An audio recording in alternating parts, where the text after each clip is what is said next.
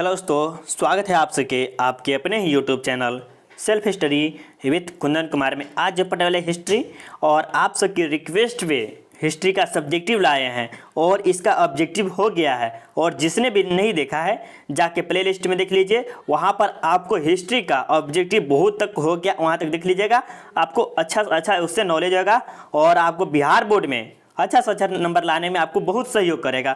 और यह जो भी क्वेश्चन लाए हैं पूरा सिलेक्टेड है और यह अच्छे लेवल का है और जो कि आपको 12th क्लास में अच्छा से अच्छा नंबर लाने में सहयोग करेगा। और देखिए, अगर आप जब एग्जाम में जाइएगा ना, अगर यह क्वेश्चन नहीं आएगा ना तब आप हमको बोलिएगा, अगर आएगा तब आप याद कीजिएगा हाँ सर बोले हुए थे कि देख लेने के लिए, और नहीं देखे तो क्या हुआ, गलती आपका है तो आप ही का 10 नंबर या 9 नंबर छूटेगा। ठीक है, और इसे हर साल पूछा जाता है तो पूछा जाता है 5 नंबर का रहता है और 2 नंबर का 2 रहता है। देखिए, अगर आपको पीडीएफ चाहिए तो इस चैनल को पीडीएफ के लिए टेलीग्राम लिंक दी है, उस पर जाके ज्वाइन हो सकते हैं। और सभी आदमी चैनल को सब्सक्राइब कर लीजिए जो और बेल आइकन कॉल कर लीजिएगा।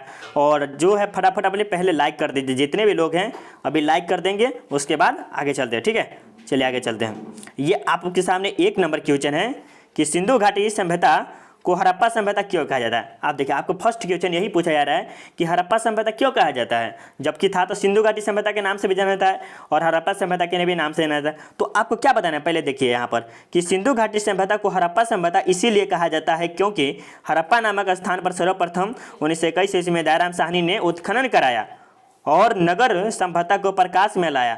इसके बाद ही अन्य स्थानों पर पुरातात्विक खुदाई की गई।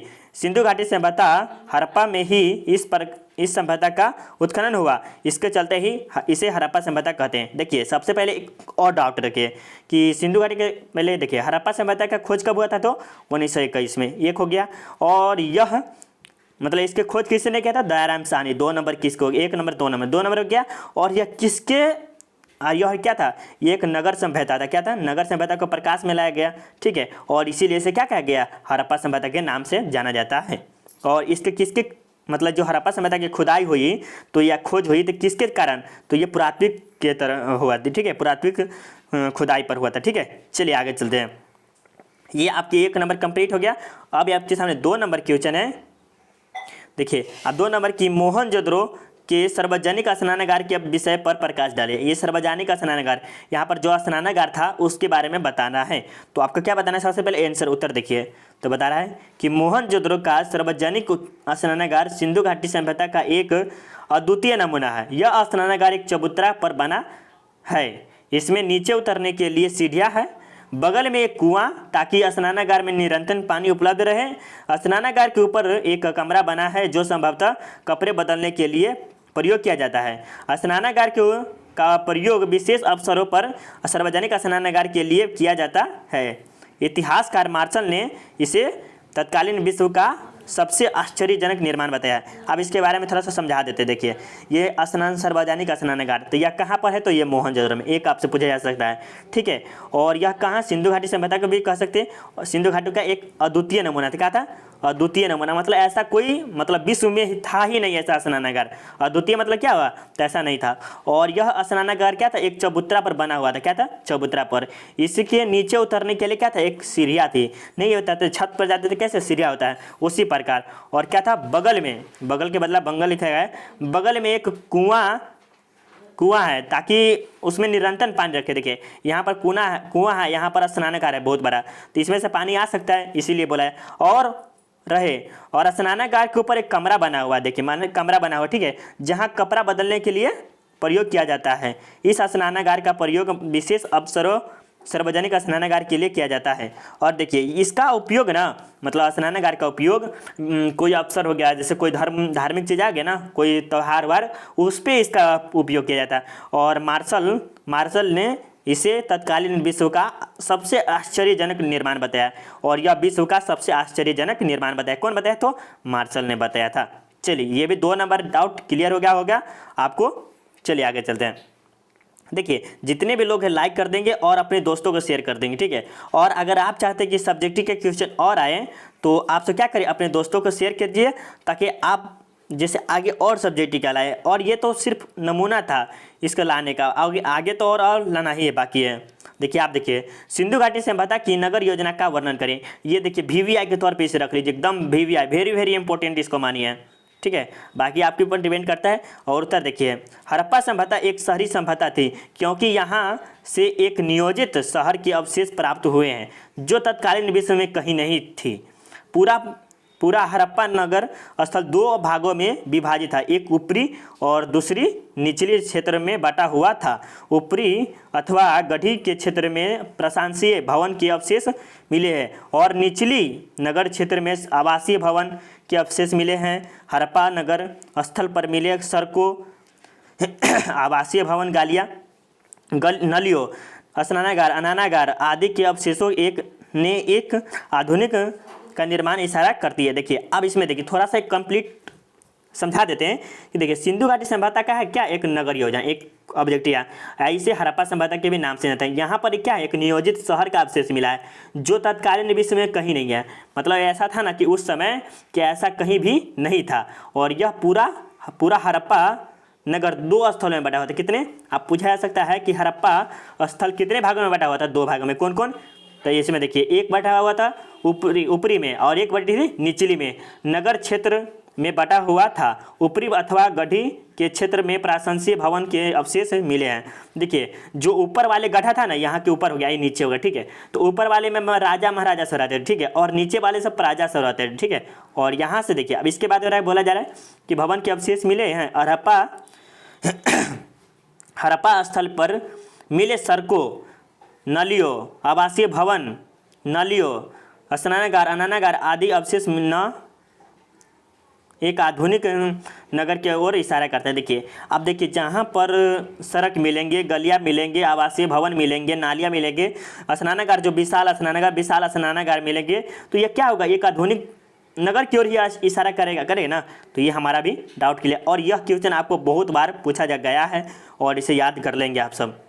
ये आपके सामने 4 नंबर क्वेश्चन है और ये भी क्वेश्चन बहुत बार पूछा गया। देखिए इतने में जिसमें 11 ही अब सब्जेक्टिव है और जे भी क्वेश्चन है वो वेरी वेरी इंपॉर्टेंट है। इसे शुरू से अंत तक देखिए और इसे याद कर लीजिए ताकि आपको अच्छा नंबर लाने में सहयोग करे। ऐसे 10 नंबर आएगा तो आएगा, 8 नंबर 9 नंबर आएगा। चलिए देखिए इसे बोला है कि हड़प्पा सभ्यता की लिपि के बारे में आप क्या जानते हैं। जो हड़प्पा सभ्यता है इसके लिपि के बारे में आप क्या जानते हैं? तो उत्तर देखिए, हड़प्पा सभ्यता के लोगों को लिपि का ज्ञान था। क्या था? ज्ञान था, जिसे वे चित्रों या चिन्हों द्वारा दर्शाते थे। अर्थात हड़प्पा सभ्यता की लिपि भाव चित्रात्मक थी। इनके लिपि में 64 मूल्य चिन्ह थे और 400 कुल वर्णों की संख्या है तथा इसकी लिपि को दाएं से बाएं ओर लिखा जाता था। अभी तक हड़प्पा सभ्यता की लिपि पूर्ण रूप से नहीं पढ़ा गया। देखिए अब इसके बारे में कुछ समझा देते हैं हड़प्पा सभ्यता की लिपि। और आपसे पूछा जा सकता है कि हड़प्पा सभ्यता की खोज कब हुई थी, तो आप सब फटाफट कमेंट करेंगे। जितने भी स्टूडेंट हैं कि हड़प्पा सभ्यता की खोज कब हुई थी, फटाफट कमेंट करेंगे। अभी देख रहे कितने स्टूडेंट कर रहे हैं फटाफट कमेंट। हाँ बहुत स्टूडेंट का आ रहा है 1921, जितने भी स्टूडेंट ने 1921 लगाएं, बहुत बढ़िया। और इसके उत्खनन कौन किए थे? तो दयाराम साहनी। चलिए बहुत बढ़िया है।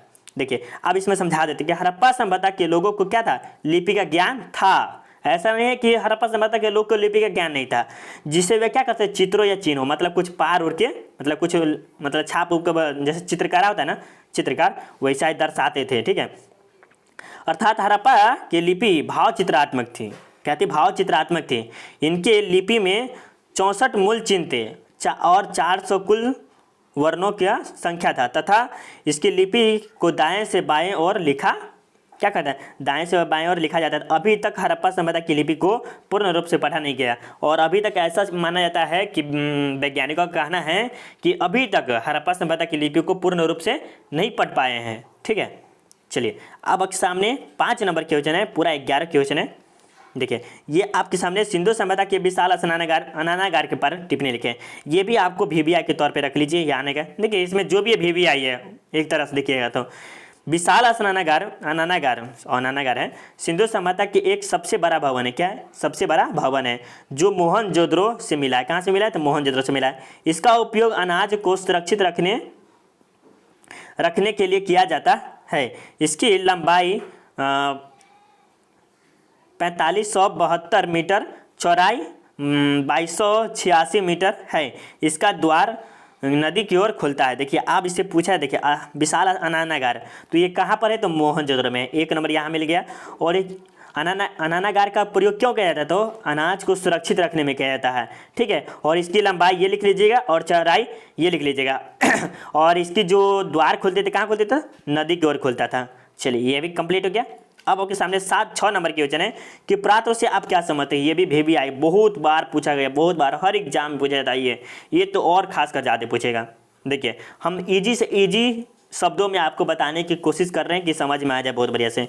देखिए पुरातत्व 2 शब्द से बना है, पूरा और तत्व मिलने से बना है, जिसमें पूरा का अर्थ प्राचीन और तत्व का अर्थ सामग्री है। अर्थात पुरातत्व से मतलब उत्खनन से जो प्राचीन सामग्री प्राप्त होता है उसे पुरातत्व कहते हैं, जैसे पत्थर, सिक्का, हड्डी आदि। आप कुछ भी लिख सकते हैं, जैसे मान लीजिए ये जो पुरातत्व है, देखिए तो यहाँ पर तो कंप्लीट हो गया कि पुरातत्व से आप क्या समझते हैं या पुरातत्व से आप क्या समझते हैं इसके बारे में। देखिए कलर चेंज कर देते हैं थोड़ा। तो देखिए अब यहाँ से देखिए पुरातत्व 2 शब्दों से मिला है, कौन कौन? पूरा और तत्व मिलने से बना है, जिसमें पूरा का अर्थ क्या होता है? प्राचीन होता है। जो प्राचीन काल में जो भी सामग्री हमको प्राप्त है क्या है? इसी से बना। और तत्व मतलब क्या? तो सामग्री होता है। और अर्थात पुरातत्व से जो सामग्री प्राप्त होता है उसे क्या कहते हैं? पुरातत्व कहते हैं, जैसे पत्थर, सिक्का, हड्डी। और यह किससे? पुरातत्व से ही खुदाई की जाती है, तो इसके बारे में पता चला था। और हड़प्पा सभ्यता का भी यही इसी के बारे में चला था, ठीक है। चलिए आपके सामने 7 नंबर की क्वेश्चन है कि हड़प्पा सभ्यता की सिंचाई व्यवस्था तथा उसके साधनों को बतावें। मतलब देखिए आपको हड़प्पा सभ्यता क्या है ना, सिंचाई व्यवस्था कि क्या था या इसके साधन के क्या था, इसके बारे में बताना है। पहले क्वेश्चन को अच्छा से पढ़ लीजिएगा, 2 बार पढ़िएगा, आपको खुद समझ में आ जाएगा। तो देखिए इसमें कहा जा रहा है कि हड़प्पा सभ्यता एक कृषि प्रधान सभ्यता था। क्या था? हड़प्पा सभ्यता कैसा था? एक कृषि प्रधान सभ्यता था। कृषि अर्थव्यवस्था का मूल आधार था। क्या था? कृषि अर्थव्यवस्था का मूल आधार था। लोग कृषि के सिंचाई के लिए नदियों का प्रयोग करते थे तथा इसके अलावे वे खेतों में कुआं का निर्माण करके सिंचाई करते थे। देखिए जो हड़प्पा सभ्यता के जो लोग थे ना, वो क्या करते थे? कृषि प्रधान सभ्यता था, जिसे कृषि का अर्थव्यवस्था का मूल्य आधार था, ठीक है। और कृषि कैसे करते थे? तो सिंचाई करके, सिंचाई के लिए नदियाँ का प्रयोग करते थे, ठीक है। नदी का प्रयोग करते थे, जैसे अभी हम सब कर रहे हैं कि कहीं नदी उदी हो गया ना, उसी के सहारे हम पानी के लाते हैं और अपने खेतों में डाल करते हैं, ठीक है। और जो हड़प्पा सभ्यता के थे नदी के साथ भी करते थे, इसके अलावे मतलब इसके विपरीत और कुछ और भी करते थे। खेतों में क्या करते थे? कुआं बना लेते थे, यहाँ पर गड्ढा खन के और उसमें पानी इकट्ठा करते थे, और जब उसको ज़रूरत होती थी तब उसका उपयोग करते थे। चलिए आगे चलते हैं। ये आपके सामने 14 नंबर क्वेश्चन, ये 2021 से पूछा गया है क्वेश्चन। ये बार क्वेश्चन ये भी आता है, कार्बन 14 की पद्धति क्या है, ठीक है। और लगभग ये 3-4 साल से लगातार पूछा जा रहा है मेरे ख्याल से। बहुत अच्छा क्वेश्चन है, पढ़िएगा तो आपको अच्छा तक करेगा। कार्बन उत्तर में देखिए, कार्बन 14 पद्धति जीवाश्म के उम्र निर्धारण की एक पद्धति है। सभी जीवों में कार्बन 12 की मात्रा मौजूद होती है, लेकिन जैसे ही जीव की मृत्यु हो जाती है तो कार्बन 12 की मात्रा स्थिर रहती है और कार्बन 14 धीरे धीरे क्या होता है? क्षय होने लगता है। अतः कार्बन 12 से कार्बन 14 की तुलना करके जीवों के नम्र निर्धारण किया जाता है। इस विधि की खोज 1946 ईस्वी में BF लीबी ने किया था। अब देखिए ये जो है ना कार्बन 14 की पद्धति आपको आना बहुत आ सकता है। सभी जीवों में क्या होता है? 14 की पद्धति पाया जाता है, ठीक है। और सभी जीवों में क्या पाया जाता है? कार्बन 14 की पद्धति, और कार्बन 12 की मौजूद होती है, लेकिन जैसे ही जीव की मृत्यु हो जाती है, अच्छा मान लीजिए कोई जानवर की मृत्यु हो जाएगा, ठीक है, तो उसमें से क्या होगा? कार्बन 12 की मात्रा स्थिर हो जाती है, मतलब कार्बन जो 12 होते हैं स्थिर में धीरे हो जाता है, और कार्बन 14 धीरे धीरे क्षय होने लगता है, और कार्बन 14 की मात्रा है ना वो धीरे धीरे गायब होने लगता है। और अतः कार्बन 12 से कार्बन 14 की तुलना करके जीवों के उम्र होना चाहिए निर्धारण किया जाता है, ठीक है। और इस विधि की खोज कौन किया था? तो 1946 से BF लीबी देव किया था। आपसे पूछा जा सकता है कि कार्बन 14 की पद्धति की खोज किसने की थी? तो BF लीबी देव ने किया था। कब किया था? तो 1946 में किया था। चलिए ये आपके सामने 9 नंबर की क्वेश्चन है। देखिए 9 नंबर की अभिलेख क्या है? उत्तर में देखिए, प्राचीन काल में विभिन्न राजवंश द्वारा अपने राज्य देश का पत्थर या ताम्रपत्र पर लिखवाने की कला अभिलेख कहलाता है। अभिलेखों का अध्ययन अभिलेख शास्त्र कहलाता है। देखिए पहले के जो राजा थे ना, वो क्या करते थे? अपने राज्य अभिषेक के लिए क्या करते थे? पत्थरों, ठीक है, पत्थर और ताम्र पत्र पर लिखवाते थे पत्थर से, ठीक है, उसे कला अभिलेख कहलाता है। अभिलेख का अध्ययन अभिलेख शास्त्र कहलाता है, ठीक। अब देखिए यहाँ से आपके सामने 10 नंबर क्वेश्चन, और ये देखिए 10 नंबर की हड़प्पा, इसे थोड़ा सा आगे कर लेते हैं। ये आप देखिए 10 नंबर की हड़प्पा सभ्यता के विस्तार पर प्रकाश डाले। ये हड़प्पा सभ्यता के विस्तार के बारे में लिखना है। तो हड़प्पा सभ्यता जिसका क्षेत्रफल कितना था, तो 21 सैकड़ा हजार 10,000 लाख 10 लाख 12,99,600, ठीक है, वर्ग किलोमीटर है। इसकी लंबाई उत्तर से दक्षिण 1100 किलोमीटर और पूर्व से पश्चिम 1600 किलोमीटर है। इसकी आकृति त्रिभुजाकार है। इसका सबसे उत्तरी स्थल मंदा, दक्षिणी स्थल दाइमाबाद, पूर्वी क्षेत्र आलमगीरपुर तथा पश्चिम स्थल सुतकोंद्रा है, ठीक है। देखिए इसमें जो बोला जा रहा है ई याद नहीं रहेगा तो कोई बात नहीं, आप कुछ भी लिख सकते हैं इसके जगह पर, या थोड़ा सा लिख दीजिएगा, कंप्रोमाइज हो जाएगा। और यह जो है ना, ये किस त्रिभुजाकार का था, जिससे ना होता है ना, त्रिभुजाकार के था, आकार के जैसा ही था हड़प्पा सभ्यता के, ठीक है। और इसके पहले सबसे पहले स्थल मंदा जो दक्षिणी स्थल में है, ठीक है, और दामावाद पूर्वी स्थल में, आलमगीरपुर ये पश्चिमी और स्थल सुतकोंद्रा में है। चलिए ये भी आपके कंप्लीट हो गए। ये आपके सामने लास्ट क्वेश्चन है, और ये जो क्वेश्चन है VVI के तौर पे पक्का ये 5 नंबर का आने का चांस रहता है हर बारी, ठीक है। आपसे हड़प्पा पूछे तब, या सिंधु घाटी से पूछे तब, ये कुछ भी पूछे, देखिए आपसे पूछेगा सिंधु घाटी सभ्यता के बारे में, हड़प्पा सभ्यता के बारे में पूछेगा, तभी ये क्या कह रहे हैं, यही लिख दीजिएगा, तब पूरा नंबर मिल जाएगा 5/5। तो एक में देखिए हड़प्पा सिंधु घाटी सभ्यता की कला का वर्णन करिए, हड़प्पा सभ्यता की कला का वर्णन करिए, कुछ भी पूछेगा तो ये आपको यही जवाब देना है। तो देखिए यहाँ से हम धीरे धीरे चलते हैं कि हड़प्पा सभ्यता की पक्की मिट्टी की बनी हुई अनेक मोहरों प्राप्त हुई है,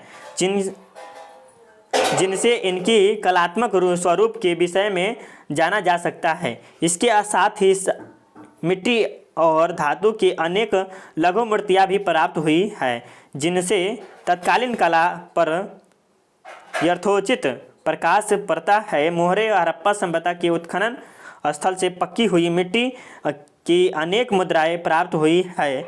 इन पर विभिन्न पशुओं, वृक्ष और मानव आकृति का अंकलन में किया गया है। भवन निर्माण कला इसके सर्वश्रेष्ठ उदाहरण हड़प्पा और मोहनजोदड़ो से प्राप्त हुई है। अनेक वास्तुकला उच्च कोटि की थी। मूर्तिकला मोहरों पर मूर्तियाँ की कला अत्यंत उच्च कोटि की है। वानर वाले बैल का चित्रण अत्यंत यथार्थ और प्रभावशाली मानव मूर्तियाँ आने को निर्माण हड़प्पा संस्कृति के लोग ने दक्षता प्राप्त कर ली। नर्तकी की कांस्य मूर्ति की भागिमा अत्यंत ही आकर्षक उसे नृत्य मुद्रा में बनाया गया है। देखिए ये जो क्वेश्चन है ना, आपको बहुत बार पूछा गया है, और इसे आप कुछ भी लिख सकते, मतलब जैसे मान लीजिए हड़प्पा सभ्यता और सिंधु घाटी सभ्यता है, तो आप क्या लिखेगा, सबसे पहले क्या लिखेगा कि हड़प्पा सभ्यता की खोज नहीं है, इसमें लिखेगा ऐसे कि सिंधु घाटी सभ्यता में 2 महानगरों की खोज हुई थी, या कुछ भी लिखें 2 नगरों की खोज हुई थी। सबसे पहले लिखिएगा, सबसे पहले क्या करें, हड़प्पा सभ्यता की खोज हुई, जिसकी हड़प्पा सभ्यता की खोज 1921 में हुई, जिसकी उत्खनन दयाराम साहनी किए थे। और उसके बाद 1922 ईस्वी में मोहनजोदड़ो की खोज हुई, जिसकी खोजकर्ता RD बनर्जी ने किया था। और इसके बारे में ये सब लिख दीजिएगा थोड़ा सा, तो आपको क्या होगा, इससे आपको 5 नंबर का मिलना निश्चित है। तो इसको आपको क्या करना है, आपको शेयर करना है, ठीक है। और जितना आप शेयर करेंगे ना, तो आपको ये PDF मिल जाएगा। अगर शेयर नहीं करेंगे तो ये PDF नहीं मिलेगा। और जितने भी स्टूडेंट हैं अभी लाइक कर देंगे, क्या करेंगे, लाइक कर देंगे, और तब आपको क्या करना है, लाइक करके। तो बाय, मिलते हैं अगले में, ठीक है। और आपको PDF मतलब आपको टेस्ट देना है, तो ठीक है। कोई भी स्टूडेंट अभी तक टेस्ट नहीं दिए हैं, तो जो कि क्या करेंगे अभी देखिए, जैसे मान लीजिए आपको PDF चाहिए फ्री में, तो क्या करना है, तो टेलीग्राम ज्वाइन कर लीजिए, जिसका लिंक आपको डिस्क्रिप्शन में दे दिए, ठीक है। और यहाँ से आपको टेस्ट दे सकते हैं, ठीक है। और यहाँ से टेस्ट भी 2-3-4 को अवेलेबल करा दिए हैं, आप वो जाके दे सकते हैं। चलिए तो मिलते हैं अगले चैप्टर में। बाय। आप सब सब्जेक्टिव चाहिए, आपको और सब्जेक्टिव चाहिए तो कमेंट कीजिए कि सर सब्जेक्टिव और लाइए, तो और जल्दी लाना स्टार्ट कर दें। तो बाय, मिलते हैं अगले चैप्टर में।